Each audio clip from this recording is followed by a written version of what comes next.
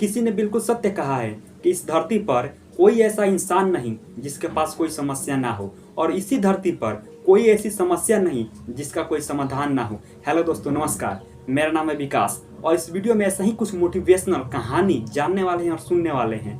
ये वो कहानी है जैसे कि कोई व्यक्ति अपने लक्ष्य से भटक गया हो तो ये कहानी सुनने के बाद अपने लक्ष्य पे जरूर आ जाएगा। ये कहानी शुरू होती है एक स्कूल से। स्कूल था और उसके बाहर बहुत तेज बारिश हो रही थी और वहीं पे स्कूल के अंदर क्लास चल रहा होता है। तो अभी जो सर थे पढ़ा रहे थे, उनके मन में एक सवाल आता है। उन्होंने सारे बच्चों से पूछा कि बच्चों बताओ, अगर तुम सबको 100 रुपया दिया जाए तो तुम सब क्या खरीदोगे। तो उसमें बहुत सारे बच्चे थे, सबने जवाब दिए। किसी ने कहा सर मैं एक बैट खरीदूंगा, किसी ने कहा सर मैं चॉकलेट खरीदूंगा, किसी ने कहा मैं खिलौना खरीदूंगा। लेकिन उसमें से एक बच्चा था जो अभी सोच विचार कर रहा था। तभी जो सर थे उनका ध्यान उस बच्चे पर जाता है और उस बच्चे से सर पूछते हैं कि तुम बताओ तुम क्या खरीदोगे। तो जो बच्चा था खड़ा होता है और बहुत सोच विचार करने के बाद वो खड़ा होकर बोलता है कि सर मैं तो अपनी मम्मी के लिए एक चश्मा खरीदूंगा। तो जो सर थे वो सोच में पड़ गए। उन्होंने उस बच्चे से पूछा कि तुम अपनी मम्मी के लिए चश्मा ही क्यों खरीदोगे, तुम्हारे पापा भी तो तुम्हारी मम्मी को चश्मा खरीद कर दे सकते हैं। तो यहाँ पे जो बच्चा बोला ये सोचने वाली बात है।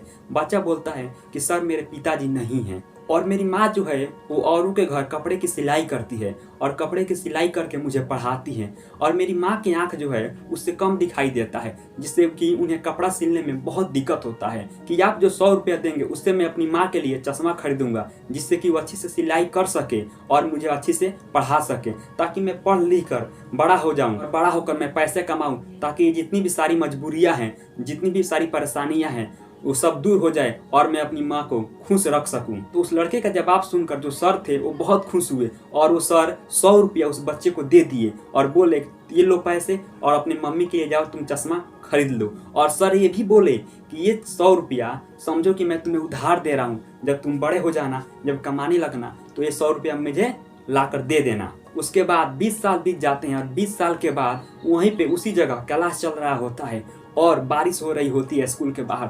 तब भी एक कलेक्टर की गाड़ी आती है स्कूल के सामने। वो कलेक्टर की गाड़ी देखकर जितने सारे टीचर थे वो सब सोच में पड़ गए। वो सब सोचने लगे कि कलेक्टर की गाड़ी आखिर क्यों। तभी उसमें से कलेक्टर निकलते हैं और वो कलेक्टर इस गुरुजी के पास आकर उनके पैरों में गिर जाते हैं और बोलते हैं कि मैं आपको 100 रुपये लौटाने आया हूँ। तो वह जो गुरुजी थे ये बात सुनकर उनकी आंखों में आंसू आ जाता है और वो नीचे झुकते हैं और इस बच्चे को उठाते हैं और उठाकर गले लगाते हैं। दोस्तों शायद आप सब समझ ही गए होंगे, यह वही लड़का था जो 100 रुपया सर से लेकर गया था और अपनी मम्मी के लिए चश्मा खरीदा था। तो ऐसा ही कहा जाता है कि अगर आप गरीब पैदा होते हैं इसमें आपकी कोई दोष नहीं है, इसमें आपकी कोई गलती नहीं है। लेकिन अगर आप गरीब मरेंगे तो इसमें आपकी दोष है, इसमें 100% आपकी जिम्मेदारी है। वैसे ही अगर आपका कोई लक्ष्य है, उस लक्ष्य को आप पूरा करना चाहते हैं, उस मंजिल तक आप पहुंचना चाहते हैं, तो आपको पूरी ईमानदारी से, पूरी सच्चाई से मेहनत करना होगा। और आप जिस समय जी रहे हैं, जिस कठिनाई में होकर आप पढ़ रहे हैं या लिख रहे हैं या जो भी कुछ कार्य कर रहे हैं अपने लक्ष्य को पाने के लिए,